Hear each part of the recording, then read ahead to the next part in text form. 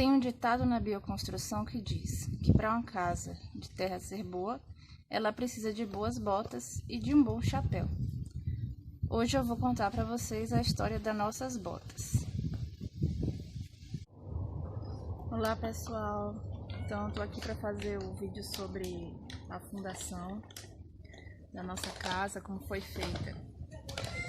A fundação na bioconstrução, ela geralmente é feita de maneira simples, como a maioria das coisas na bioconstrução é. Normalmente é feita uma vala e colocada pedras com algum tipo de argamassa, normalmente o barro.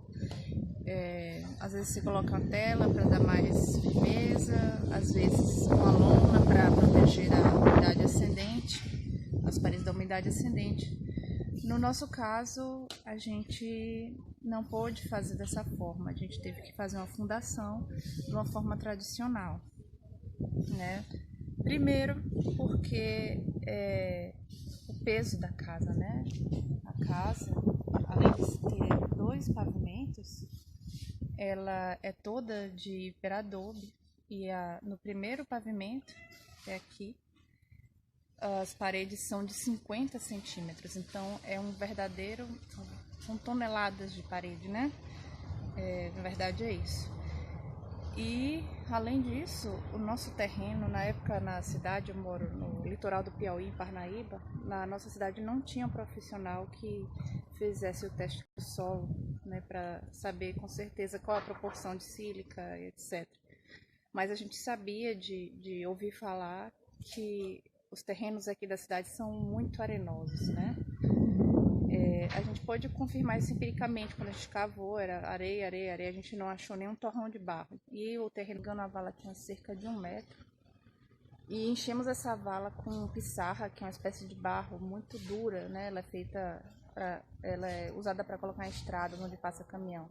A gente colocou a pissarra e apilou a pissarra com uma máquina que eles chamam aqui de sapinho, né? E depois disso, quando o terreno estava mais firme, a gente construiu a forma com zinco.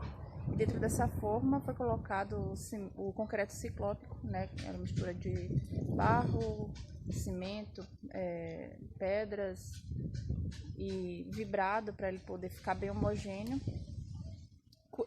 Essa base curou, né? Ela era mais larga que a parede, sobrava em torno de 20 centímetros para cada lado.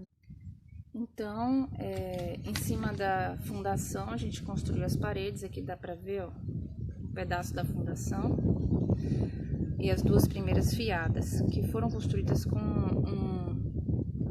uma proporção de cimento um pouco maior do que as paredes, é solo cimento.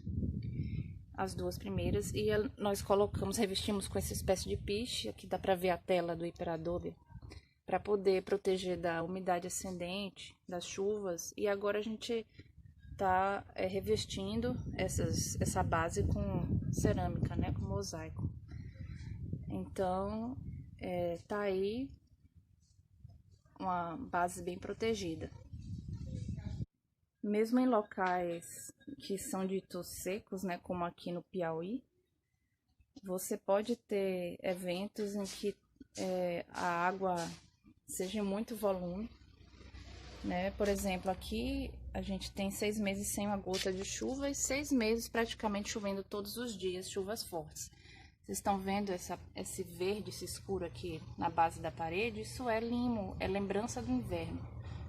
É um local muito úmido, a parte sul chove todos os dias, né? Então, isso acontece mesmo. Inclusive tem uma história, né? Vou contar para vocês.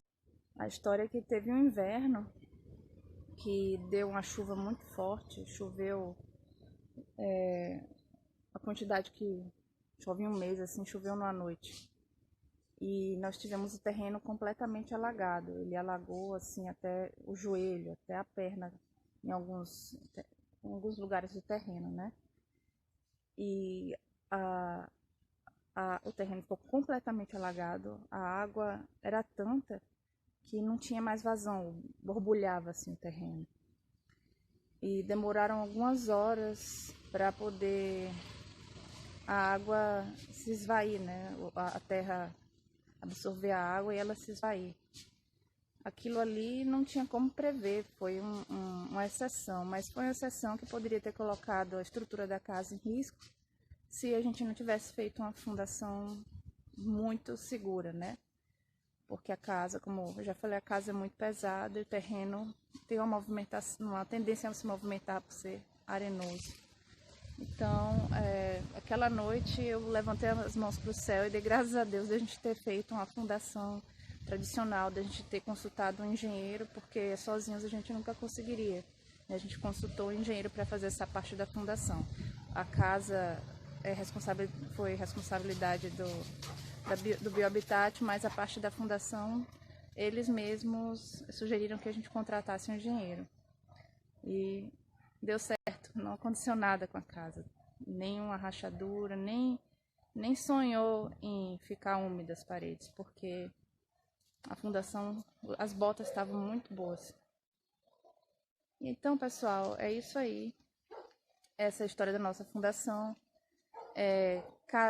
Isso foi para o nosso caso, cada caso é um caso, cada terreno é um terreno, cada geografia é uma geografia. A bioconstrução é sempre muito importante, a gente não copiar e colar, a gente tem que analisar caso a caso o que é necessário para a segurança, para o nosso conforto e segurança. Até a próxima, na próxima eu vou falar sobre as paredes, uma das partes mais legais da construção inteira.